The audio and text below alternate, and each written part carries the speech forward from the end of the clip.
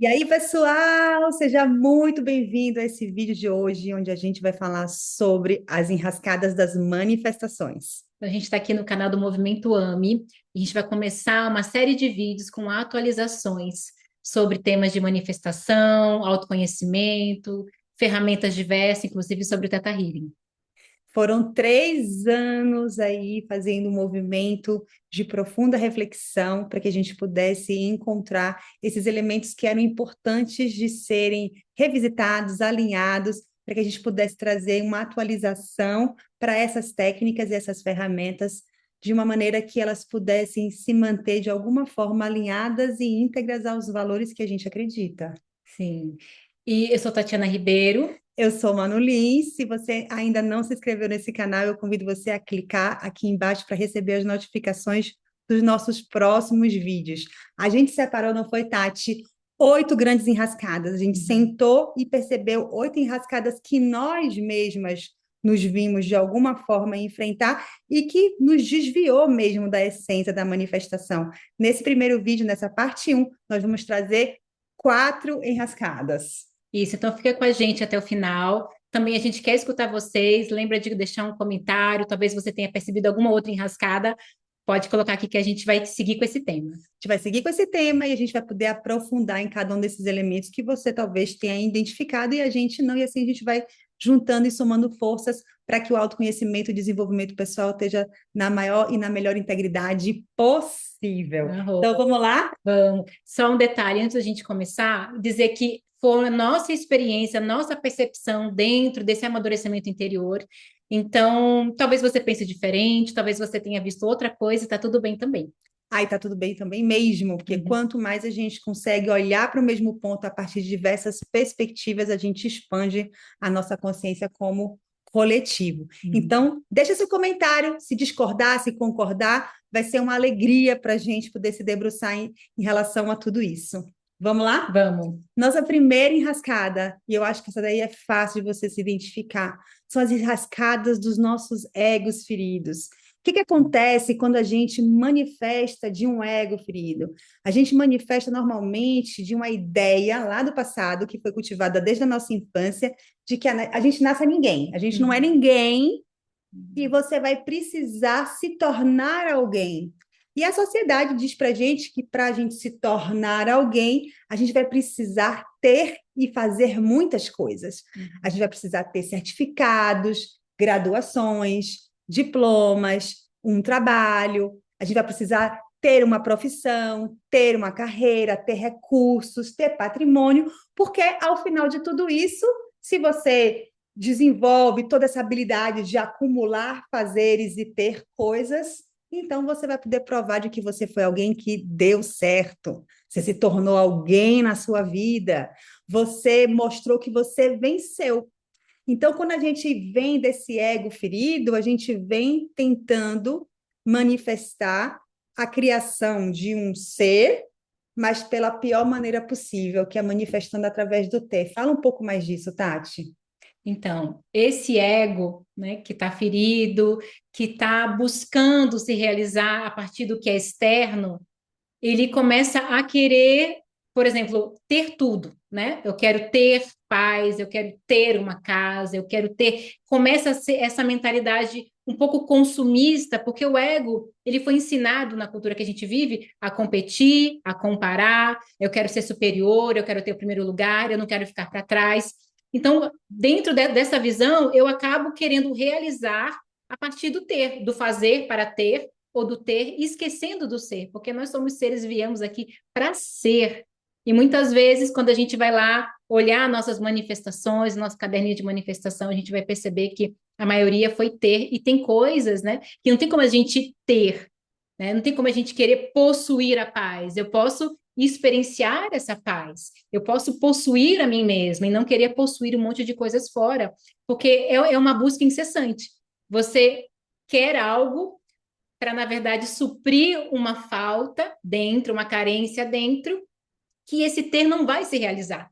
Porque existe algo mais profundo, existe uma necessidade mais profunda que está querendo ser escutada, e muitas vezes o ego ele está tão ali em desequilíbrio, desalinhado, ferido, que ele não consegue encontrar esse lugar, ele está buscando fora o tempo todo, acreditando que se eu tiver o carro do ano, meus problemas vão se resolver, se eu tiver essa casa, pronto, vai dar tudo certo. E, na verdade, não que ele não possa ter essa casa, não que ele não possa ter esse carro, mas a gente acaba focando a nossa energia em ter, e nem sempre isso vai trazer a felicidade que a gente quer. Na verdade, muitas vezes não vai trazer, vai exaurir a nossa energia, porque a gente vai ter sempre querendo mais e querendo mais e querendo mais, em busca dessa realização que, no fundo, é interior, e não vai conseguir, né? Olha, eu fico pensando, não, como que isso é perigoso, né? Então a gente foi educado, certo, Tati, de que eu quero construir uma imagem de que eu sou uma boa pessoa, de que eu sou respeitável, quero ter uma imagem de uma pessoa admirável. E aí a gente vai recebendo a influência da sociedade que vai ali incutindo aos poucos, através de novela, através de filme, através daquilo que a gente escuta dos parentes, da gente que escuta dos nossos vizinhos, a sensação de que existe um caminho muito claro da felicidade e um caminho muito claro do sucesso. E se você percorre esse caminho claro do sucesso e da felicidade, que é recheado desse ter de coisas, de se apropriar de coisas, então é sinal de que você vai ser respeitado, né? Então, por que que isso é perigoso? Porque se a gente compra essa ideia de que o ter vai garantir mesmo a existência do pertencimento desse ego, a gente vai começar a usar muito da nossa energia, muitas vezes para estar vivendo uma vida que não é nossa, que não faz sentido nenhum. É como se a gente estivesse vivendo a vida de outras pessoas. E a gente sempre pode ter mais, sabe? É um campo meio que infinito se a gente pensar. Sempre vai ter alguém que tem mais do que a gente, que acumulou mais do que a gente, que tem uma casa melhor do que a gente. E aí a gente vai sempre estar numa sensação de que a gente tem uma coisa, mas depois que a gente tem, a gente já quer a próxima, porque sempre tem algo mais caro, mais tecnológico, mais moderno, mais atual aí no mundo para poder ser adquirido. E nesses tempos de rede social, é algo que a gente pode cair muito nessa enrascada, porque a gente acaba se comparando muito, vendo tudo que está ali, aquelas pessoas, né, com um monte de coisas, com muita ostentação, e você, nossa, eu também quero isso, né? Então a gente começa a buscar os nossos sonhos a partir de uma comparação, a partir de algo que está vindo de fora, sem realmente ver, será que isso faz sentido para mim? Né? Será que realmente é isso que eu quero, né? E eu acho que também qual que é o impacto disso dentro do planeta, dentro das minhas relações, né? Será que faz sentido esse tanto ter, eu querer, tantos quereres, né? Tô sempre querendo. De onde vem, né? Quem é que está querendo tanta coisa? De onde vem essa vontade de estar sempre querendo algo e muitas vezes fora, muitas vezes externo? Então, enquanto a gente não para e percebe e sente no nosso corpo, porque muitas vezes o ego ele vai querendo, eu quero isso, eu quero aquilo, mas ele não tem nem tempo de experimentar, né? Não se permite sentir, não se permite experimentar, ou nem sabe como fazer isso, ele só quer acumular esse acúmulo de coisas, criando excessos, né? E de fato não vem a satisfação, porque ele não está realmente vivendo aquela experiência que era para ele viver, né? Que vai trazer a saúde para esse ego, ele está ali ainda buscando quem sou eu, para onde eu vou, mas de uma forma para fora, uma forma desequilibrada, sem realmente encontrar esse lugar dentro, né? Isso me traz uma lembrança que às vezes a gente consegue, né, reconhecer, que às vezes você está numa cachoeira, você vê a pessoa, pagou por uma passagem, investiu o dinheiro dela, viajou horas, se arrumou, comprou todos os equipamentos, tudo estava novinho, o aparelho celular também novinho, ela chega aqui na Stat, tira uma foto, Uhum. tira uma selfie, mostrando a cachoeira, e ela acabou ali o programa dela, ela não parou para poder apreciar realmente, ela não sentiu o cheiro do lugar, ela muitas vezes sequer entrou para tomar banho de cachoeira, porque o que ela precisa ali é agora que ela tem a viagem, ela precisa agora ter a foto. E uma Uhum. vez que ela tem a foto, ela já está satisfeita, ela não precisa, ela não sente que ela precisa mesmo da experiência, porque nunca foi sobre a experiência, mas sobre se apropriar de algo. E eu fico assustada, porque quando eu leio os meus próprios cadernos de manifestação do passado, eu vejo, Tati, eu quero ter mais tempo livre, eu quero ter mais paciência, Eu Uhum. quero ter mais sabedoria. A relação que eu percebi que eu tenho com a vida é de ter a vida, Uhum. não de viver a vida, não de experimentar a paciência, não de experimentar o tempo, não de experimentar a sabedoria, porque isso tudo são experiências, não são coisas das quais a gente pode se apropriar, se agarrar e controlar e dominar e dizer agora isso aqui é meu e ponto final, né? Então, se torna uma tristeza, porque às vezes a gente até tem disponível a experiência que a gente precisa, mas a gente já não está mais experimentando ela, porque a gente só está se apropriando das coisas, do ter, e não daquilo que ele pode produzir, provocar como experiência humana para a gente, né? Uhum. Porque é uma coisa, né, que a gente percebeu na nossa vida e que a gente olha para fora, vê que é uma forma que a gente está vivendo, né, por conta da nossa cultura, por conta da forma que nós fomos criados, a gente se separa de nós mesmos e passa a criar a partir dessa separação. Né? Em vez de estar conectado com o nosso interior, a gente vai criando a partir dessa separação e a gente vai percebendo que a gente foi educado a isso. Né? Quando a gente está crescendo e alguém pergunta para você o que você vai ser quando crescer, você fala, eu vou ser arquiteto, eu vou fazer tal coisa. Você sempre associa o ser com fazer ou com ter. E, na verdade, a gente nasceu para ser, para ter experiência. Então, a gente nem para pensar nisso. E peraí, como que eu vou viver melhor? Porque muitas vezes a experiência não dá para fotografar a experiência interior, né? Não dá para. Então, a gente acaba valorizando. O que a cultura valoriza? O que é fora, o que é fotografável, né? O que dá para mostrar para o outro. Então, a gente acaba invertendo os valores, e a nossa percepção aqui é para justamente perceber que nós criamos, nós podemos criar, nós criamos a nossa realidade, com certeza. A nossa realidade, a nossa experiência interior, a gente tem esse poder. E o quanto a gente está realmente utilizando esse poder para trabalhar essa experiência interior, essa manifestação interior, porque é um lugar onde a gente consegue ter um domínio ali da nossa energia, a gente pode cultivar um bem-estar interior. Agora, eu querer mudar o que está fora, aí já é um tema do nosso próximo vídeo, né? Isso, então fica para pensar, né? Pega se você já fez lista de manifestação, ou algum caderno de manifestação, ou um board com imagens. Observa lá, toma um tempo mesmo e observa quanto das suas manifestações estão atreladas a você querer ter coisas. E não há nada de errado da gente ter as coisas.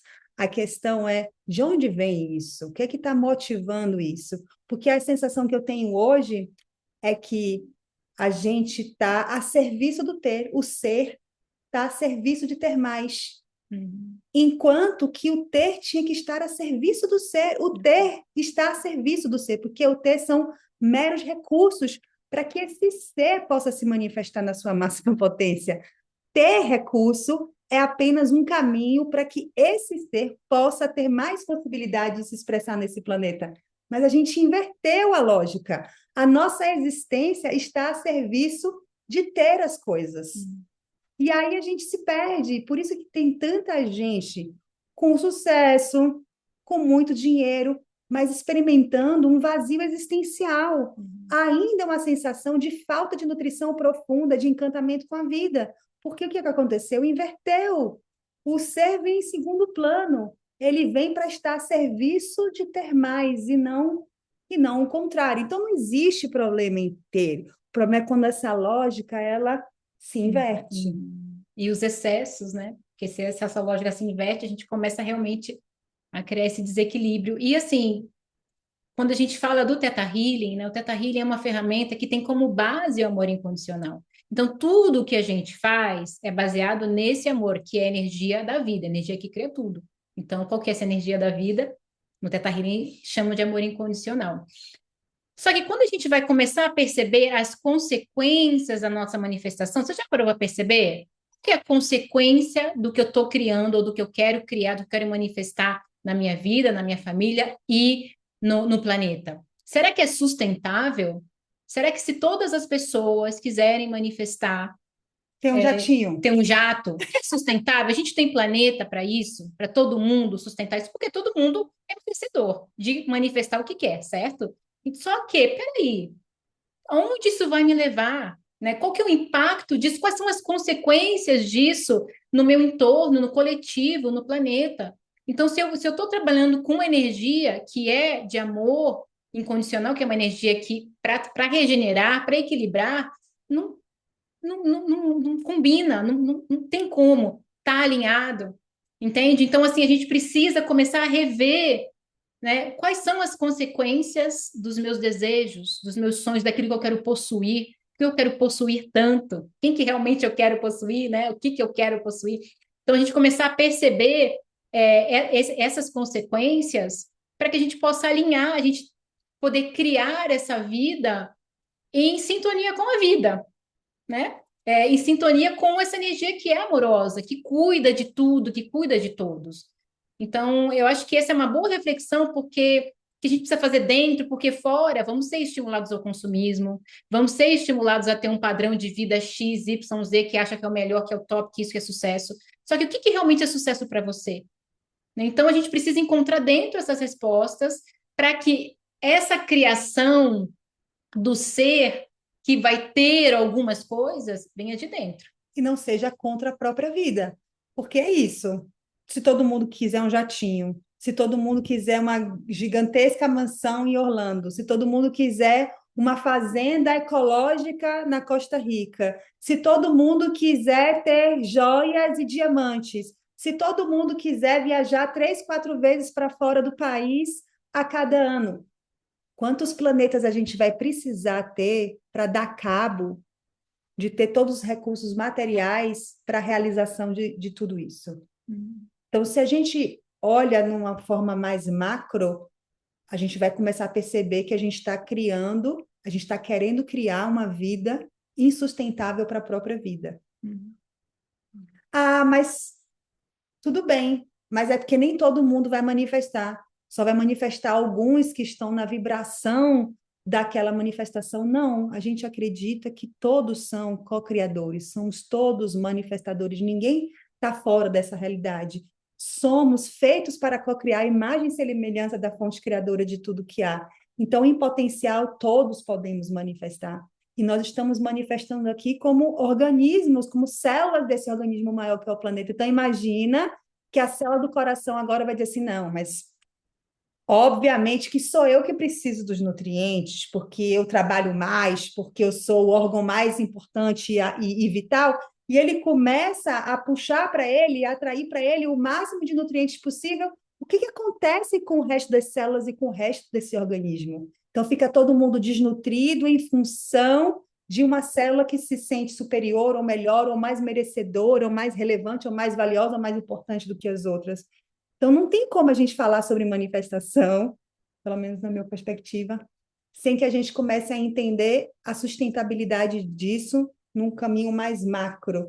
A gente entenda se as nossas manifestações são realmente mesmo um em prol da vida, ou se é o contrário disso, falta ética nas nossas manifestações, porque ética é vida. Então, o quanto que a gente está criando contra a vida. E aí tá fácil de ver, né? Porque olha a situação que a humanidade se encontra hoje, as catástrofes naturais que a gente tem enfrentado, isso é consequência desse ego ferido, mimado, feito criança, que quer tudo do jeito dele. Se tiver que todo mundo chupar picolé no almoço e comer pipoca de noite, vamos nessa. Não vamos pensar nas consequências e no impacto em relação a isso. Então, eu sinto que a gente hoje é como se a gente fosse um bando de criança no jardim de infância, com 4 anos de idade, dizendo: ai, gente, eu amo, eu quero comer bolo de chocolate todos os dias e tomar sorvete todas as noites, sem eu ter a consciência e a maturidade para entender o que, que acontece com isso com o passar do tempo, né?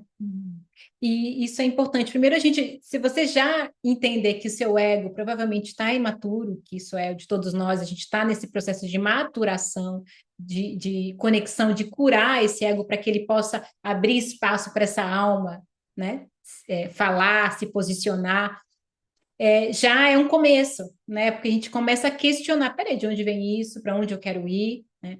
E também dentro desse tema, um outro tema que a gente quer falar hoje, que é mais uma enrascada, que inclusive eu percebi na minha própria experiência, foi de começar a perceber que quando as minhas manifestações não estavam acontecendo da forma que eu queria, quando a vida me convidou para uma experiência mais profunda, de uma grande iniciação interior, onde eu parei de manifestar fora, mas eu comecei a perceber que eu estava manifestando dentro, né? Manifestando dentro tantas transformações, né? Teve um momento em que meu ego deu uma surtada, ele começou a perceber que do tipo, poxa, a minha tarefa de casa eu fiz, né? Eu fui uma pessoa boa, né?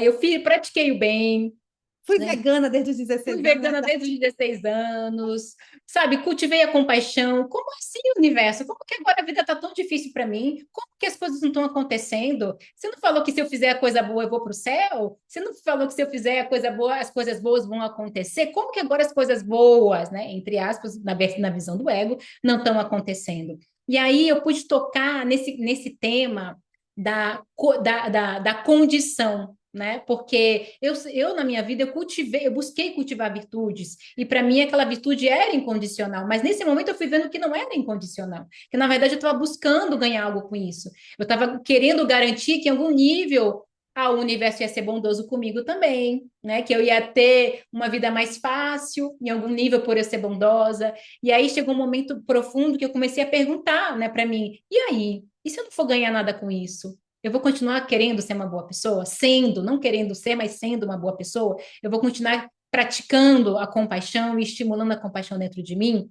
E aí eu pude perceber que isso, sim, que eu ia continuar, porque era um desejo da minha alma. Então eu fui, como se diz, equilibrando essa percepção, alinhando para um lugar de mais incondicionalidade, porque o amor, essa energia amorosa que cria tudo, ela é incondicional.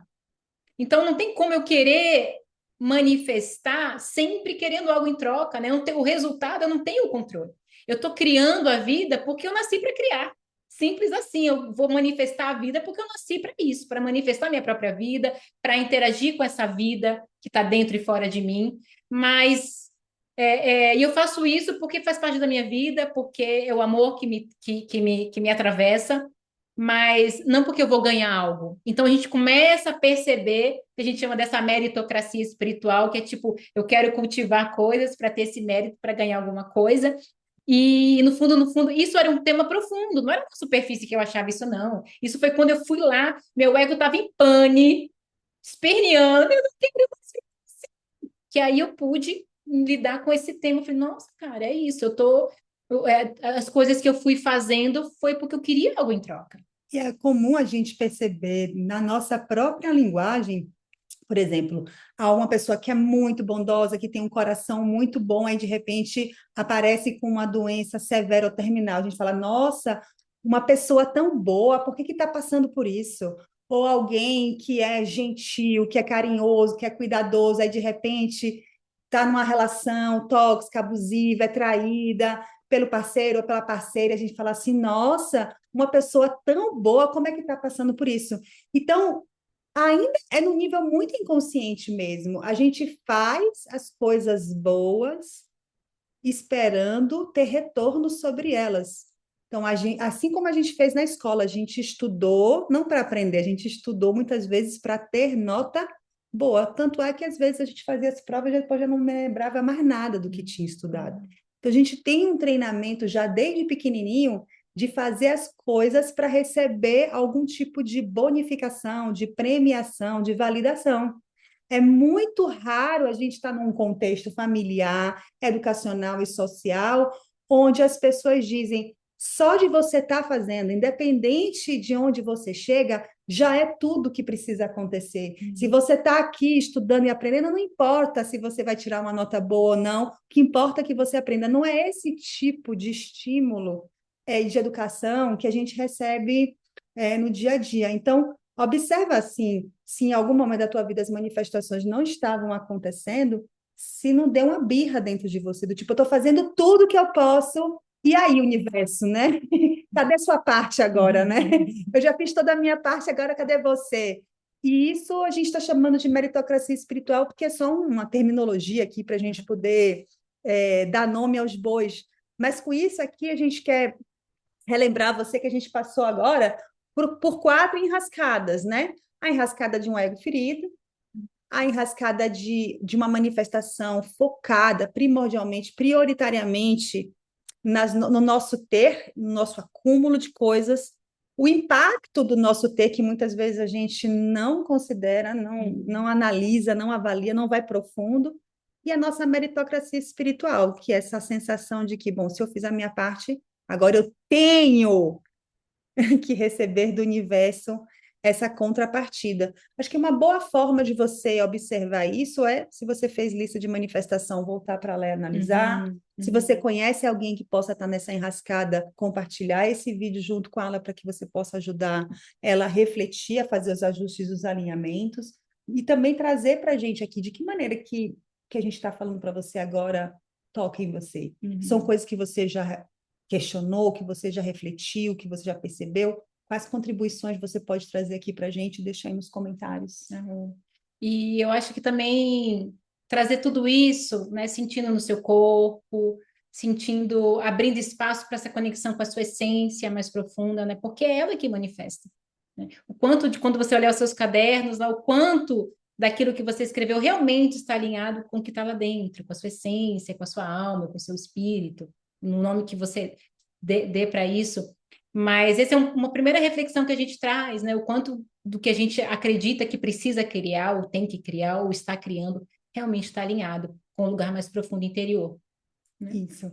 Então, é uma alegria para a gente poder estar compartilhando essas informações, essas atualizações. A gente espera que isso comece a trazer a você uma abertura para ampliar alguma perspectiva e dizer a você que essa é só a primeira parte. A gente vai falar sobre a segunda parte. E nosso objetivo é chegar até o dia que a gente vai conseguir construir esse vídeo mostrando para vocês o que é, de fato, manifestação hoje para nós, né? Como que a gente enxerga a manifestação, como a gente percebe, como que a gente pratica nas nossas vidas. Daí já dá para você ver que a gente fez uma boa faxina, um bom alinhamento nesse nosso ego, né? Nesse nosso ego ferido, justamente para esses 3 anos foram anos onde a gente cuidou desse ego ferido, e foi por isso que hoje a gente consegue enxergar as enrascadas que ele estava levando a gente a manifestar, né? Então, a gente está construindo isso juntos também, pensando em vocês. Então, escreve nos comentários. Se você quiser que a gente fale mais sobre manifestação, a gente pode fazer também. A gente já vai fazer a sequência, mas podemos aprofundar em algum tema específico, se vocês quiserem que a gente se aprofunde também. Então, Sim. fala com a gente, que tem muito ainda por vir. Surpresas, viu, gente? Até mais! Até, Tchau, muito tchau! grata.